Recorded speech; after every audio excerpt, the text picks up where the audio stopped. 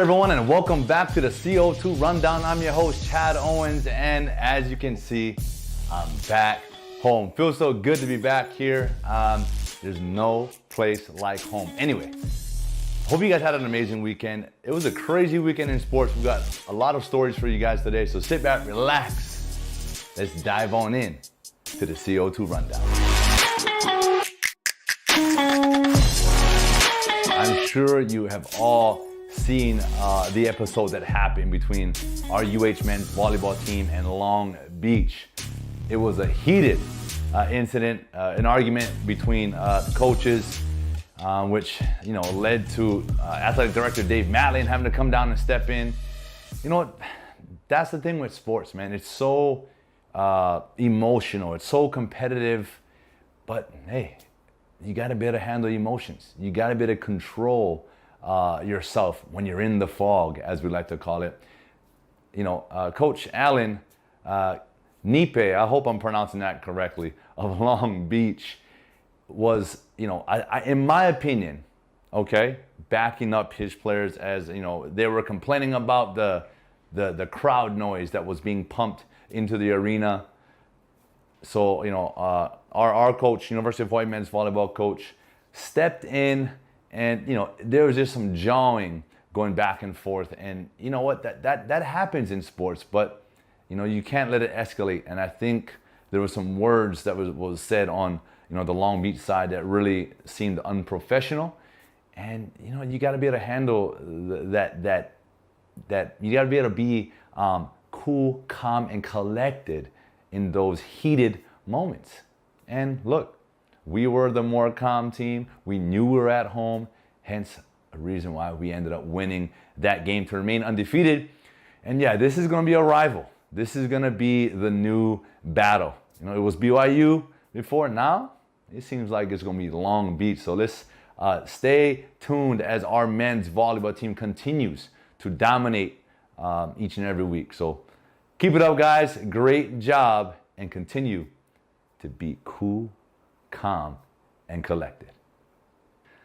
Woo, the NCAA tourney is wrapping up. The women's wrapped over the weekend as Stanford became the 2021 Women's National Basketball Champions. Congratulations. They defeated Arizona in a tough ball game. And man, this has just been a tough year. Everyone, they were excited to be back on the court post-pandemic, still in the somewhat of the pandemic here. I know they're all just excited to be able to have the tournament, March Madness, and to come out on top in these circumstances. It speaks volumes of your program, your coaches, and everyone that's involved. It takes an army to win a championship. No individuals, in sports, unless you're even in individual sports, you got your trainers, you got everyone else that helps you. But just congratulations to all the teams, all the women's basketball teams out there. It was a great tournament, a lot of upsets, a lot of exciting play. And speaking of exciting play, ooh-wee, did you see that UCLA, drawing a blank here, UCLA Gonzaga game when Suggs hit that game winner? Look, man, March Madness, NCAA tourney, Final Four, it's all about those moments. I talked about this. In my opinion, I think UCLA, they had an opportunity at the end of regulation to get it done. I don't know, coaches, other players, I'd like to know your thoughts here. What would you have done? You get the ball, right, with a chance to win it. I think there was 15 seconds when he got the ball. They just brought it up the court extremely slow. I don't know if you come across half court, you call timeout, you call a play. I don't know what the best scenario is there. That's what I would think, right? You can come up with your best play, get your best player the ball, which he did have a chance, but he got called for the charge. It's just one of those things, right? So they go from almost having a chance to win it to forcing what looks like a second overtime.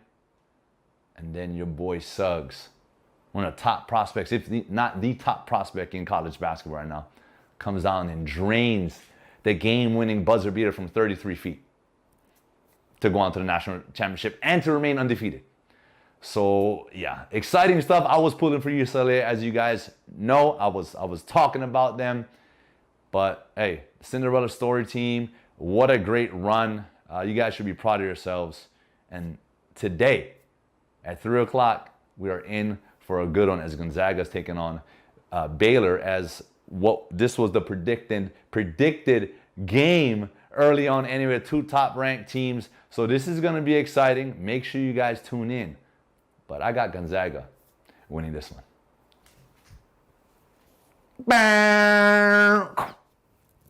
Isaiah Falefa of the Texas Rangers is on fire.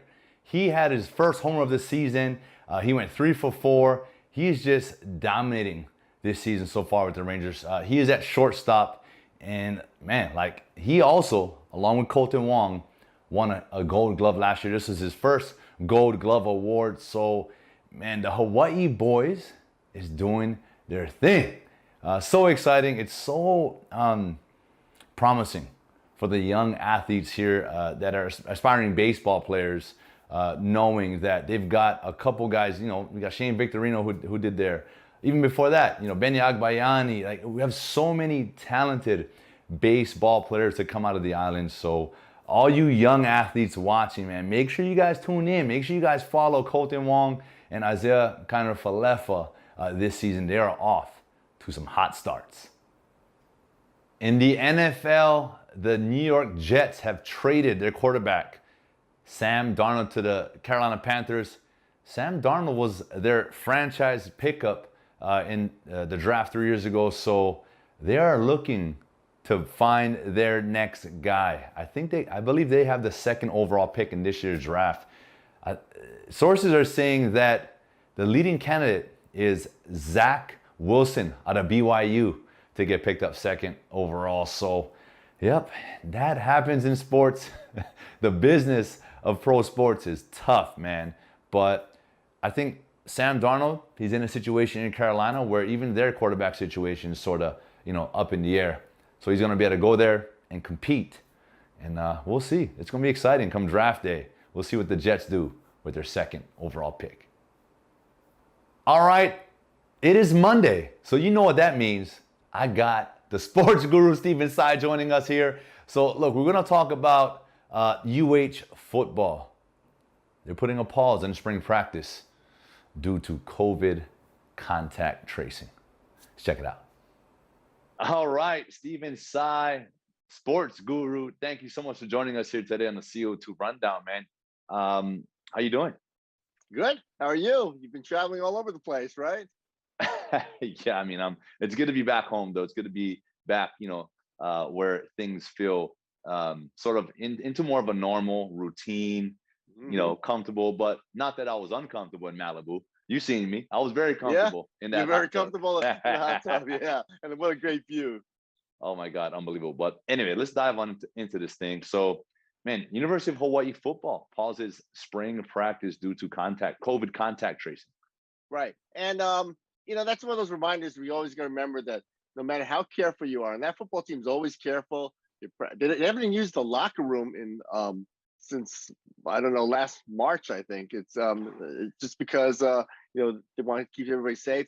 Coaches wear masks, they're separated at practices, they're separated at meetings and stuff like that. But, that's the thing about this thing, this virus, man, it can affect anywhere. And it's kind of a reminder that, that as safe as you can be. And Hawaii was the only football team in the big Mountain West last year who didn't miss any games or anything, wow.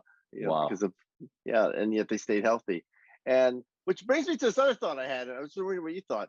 I think that we always talk about essential workers. I think athletes, especially professional players, are essential entertainers. I think they should get the vaccine. I think the millions and millions that the NBA spends on testing people every day, NBA players get tested every day, NFL players, why not just give everyone a vaccine? It's not going to deplete the millions that we pass out every day. It's not going to really deplete the supply, and it'll just keep everybody safe. And testing is, just hard to get tests sometimes. They're costly and things like that. They could save on that, but I just think, hey, some people, that's the way to get them to play. And I agree. Going totally, 100%. Athletes, sports. I think we probably come into contact, with more people. We're in more of a group setting all the time. That's more Mm-hmm. than the 10 or whatever it's allowed right now. Five people, 6 feet social distancing. I agree with you 100%, and that to me could help, slow the spread and decrease the spread by getting athletes vaccinated. Right. I mean, for sure. Yeah, and okay, maybe it wasn't a good idea maybe a month or 2 months ago, but now that it seems every old person has gotten it, essential workers, teachers have gotten the vaccines, I think time to move the athletes up there. I know they're younger, they won't be impacted as much, but you know what? When they get it hard. And I've known some people who young people who've gotten it, and they've lost their sense of smell and taste for a while, and they've had really bad reactions. And I think it's a terrible infection, but I just think that hey, let's start with people you're demanding to be out there every day, who impact businesses. I mean, if you shut down business, if you shut down a practice or a game or something, it affects so many more things, TV, everything. So many people count on the production of this. Yep, the trickle down effect from that is huge. You're right on that. But I mean, you brought up something that it says like it's heartbreaking for me to hear that the guys aren't even able to use their locker room. Because that's the sanctuary. As a player, the locker room is where you bond. The locker room is where you have, I don't want to say secrets, Stephen, but it's where you share things. It's where you dive deep into conversations. It's what you remember. There's a lot of games you remember, but it's the locker room. It's the chat. It's the goofing off. It's the the arguments, and the music, like that. It's all of those things that make sports fun, especially football, and especially college football.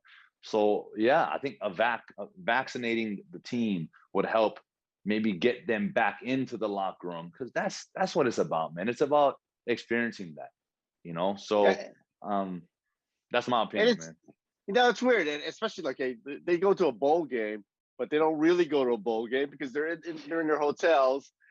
You know what their team meeting is? Someone knocks on your door, hands you some food. That's your team meeting. It's like, I don't know. That's not, you're right. They didn't get the whole experience of it. And it's not just football. It's basketball. It's everybody. Volleyball hasn't been in their locker room either. I mean, you just, to return to normal, I think we're heading toward normal since we have the vaccine and everything, but to get even better, you got to go back to what the small things were, and the gatherings, and just, Yeah, it just for sure. It just seems healthier just to be in a locker room, just to take a shower, right after a practice or something.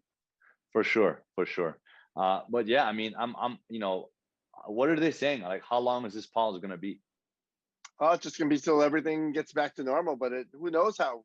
I mean, it seems like the positivity cases are going up again, as we expected. When you open things up at first, positive cases go up, but it seems that's who knows whether we go back to tier 2 or not. I don't think you should go back to tier 2. I think you just got to keep moving forward, and because you can talk about, say, the positivity rate being high, but the negativity rate is still over 95, 97%. I mean, so I just think you just got to keep moving forward. The best way to beat this is the vaccine. Still being careful, wearing your mask and everything, but just keep moving forward. Yep, and that's life, right, Steve? You want to just continue to move forward in life, and hey, it is Motivation Monday, so we out here spitting some motivation, Stephen. Everyone listening, everyone watching right now, we just got to continue moving forward, regardless of the adversities we face every day, right? So, and yeah, I guess I want to just shout out and provide a message to the whole University of Hawaii football team, the players, coaches, everybody, that, hey, you got to stay positive. We are so far ahead of where we were a year ago, right? Yeah. So the fact that we were even starting spring ball, and we're on a really good run here, and it's just a small little speed bump, a small little hiccup, which to me can be expected. So hopefully the delay isn't long, and they can get back to work here soon. Yeah, and overall, I kind of want to see it soon, where we keep progressing, where fans can come to games. Oh, yes. Or family. I want family to come to games. I think it's great. It would be great if a player's father or mother can actually see their your son play or son or daughter play. And the other thing too is graduation's coming up. Hey, you wanna I have know. graduations coming back to normal. I am tired of drive-by graduations. I've been to drive-by graduations, drive-by funerals. We gotta bring people back. We gotta get back so we can show some love, man. We gotta show some love, right? That's what we do. That's right. Anyway, look, Stephen, thank you so much for joining us today, man. I hope you're off to a great start this week. And thanks again for popping on to the CO2 Rundown. Motivated Monday. Thanks again, Chad. That's it. Motivation Monday. Take care, Steve. Whew, man, that's tough. Steve, thanks again so much for that. Always love having you on. And man, just when you think we're getting there, I've talked about it, right? University of Hawaii football, having a full spring, having a great off season, getting ready for a full training camp come fall.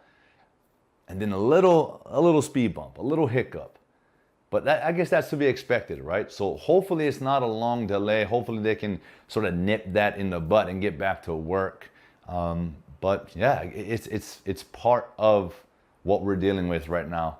And it's probably going to be part of what we deal with moving forward until, X amount of percentages of the population are vaccinated, and the protocols. I'm pretty sure this is going to continue to evolve of what happens when someone gets, tested positive or there's contact tracing like this situation.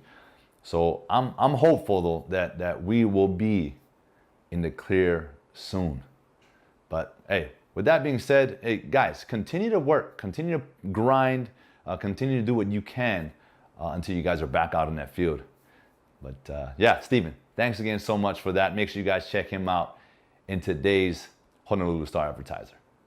And that is it for today's show. I want to thank you all so much for tuning in. I hope you guys are off to an amazing start to a brand new week.